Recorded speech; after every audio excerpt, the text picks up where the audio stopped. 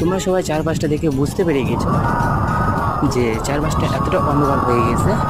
আর এই অন্ধকার হয়ে যাওয়ার কারণটা হচ্ছে আকাশে মেঘ করেছিল। আর আমি বিকেল টাইমে হোটেলের ছাদে উঠছিলাম, মানে চারপাশটা দেখার জন্য খুব সুন্দর লাগছিল। কিন্তু এই মেঘের জন্য এত জোরে আবহাওয়াটা, মানে হাওয়াটা হয়েছিল যে তাকানো মুশকিল হয়ে গেছিলো চারপাশে। কী বলবো, তো ওয়েদারে মানে ছাদের মেঘ হালকা হালকা হালকা বৃষ্টি করেছিল। আর আমি সেই ওয়েদারে মজা নেওয়ার জন্য সেই ছাদের মধ্যে উঠে গেছিলাম।